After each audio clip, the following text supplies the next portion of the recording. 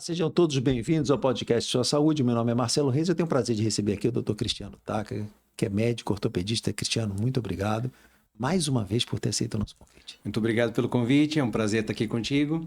Cristiano, uma queixa comum no consultório dos ortopedistas é a dor na face lateral do cotovelo. Uma dor incapacitante, algumas vezes associada à atividade física, mas outras vezes sem nenhuma relação com qualquer atividade.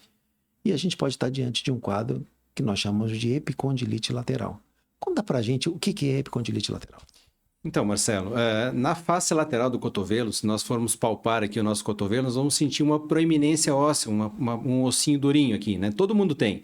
Esse ossinho chama-se epicôndilo lateral. E nesse epicôndilo lateral nasce a musculatura que levanta o punho, que levanta os dedos e faz o movimento de supinação. Esses três músculos coalescem e nascem nesse pontinho. E com o passar do tempo, com as nossas atividades repetitivas, a musculatura começa a encurtar e começa a tracionar essa região. Isso aí dá dor. E isso chamamos de epicondilite lateral, que muitos conhecem como cotovelo de tenista. E quais são os principais fatores de risco para um paciente desenvolver epicondilite lateral?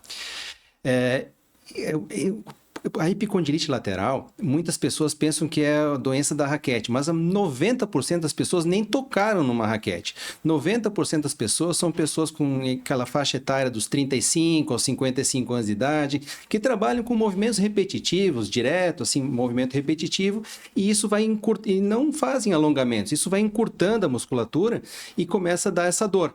Então, esse é um fator causador. E a gente vê muito isso em diversas profissões, que digitadores, pessoas que trabalham com movimentos repetitivos, até políticos em épocas de campanha desenvolvem esse tipo de problema. Cristiano, como é feito o diagnóstico do cotovelo de tenista, chamado epicondilite?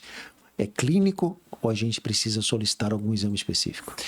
O diagnóstico clínico é fundamental, né? Nós temos que fazer uns testes específicos, são testes onde provocamos o estiramento da musculatura colocado no epicôndilo.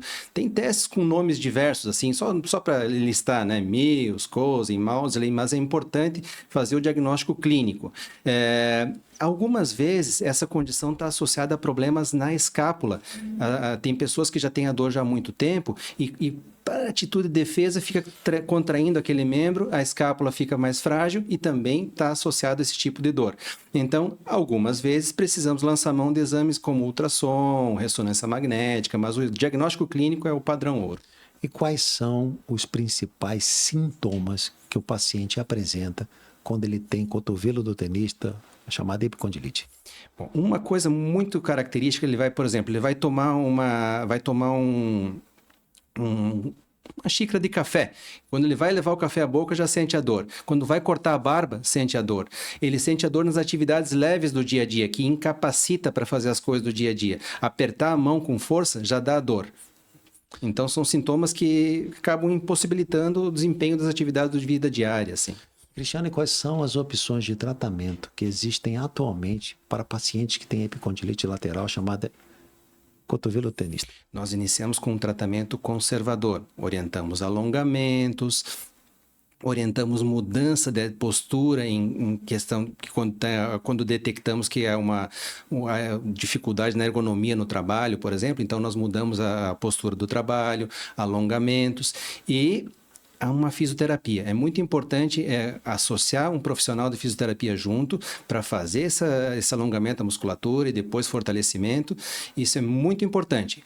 Em casos resistentes ao tratamento conservador, aí nós temos a possibilidade de tratamento cirúrgico. A epicondilite lateral, o cotovelo do tenista, pode se tornar uma situação crônica? A epicondilite lateral, em tese, tem alguns estudos que falam que até 2 anos ela deve resolver espontaneamente. Então, por que tratar? Porque ninguém vai ficar aguentando 2 anos com dor no cotovelo sem fazer as coisas do dia a dia. Então, a gente trata. Mas ela pode virar condição crônica? Muito raro ela virar uma condição crônica, mas pode. Qual o papel da fisioterapia nessa jornada de tratamento dos pacientes? O papel da fisioterapia é fundamental, né? A fisioterapia como um todo, né? Ela vai fortalecer o core, vai alongar essa musculatura, vai fortalecer a musculatura periescapular, como eu tinha comentado antes. Então, vai fazer um ajuste total ali no paciente e isso é fundamental, né? A fisioterapia para patologias musculares é fundamental. A infiltração com corticoide é uma opção de tratamento? É uma opção de tratamento. Alguns estudos falam que não tem uma evidência científica fundamentada, mas é uma opção de tratamento e é efetiva.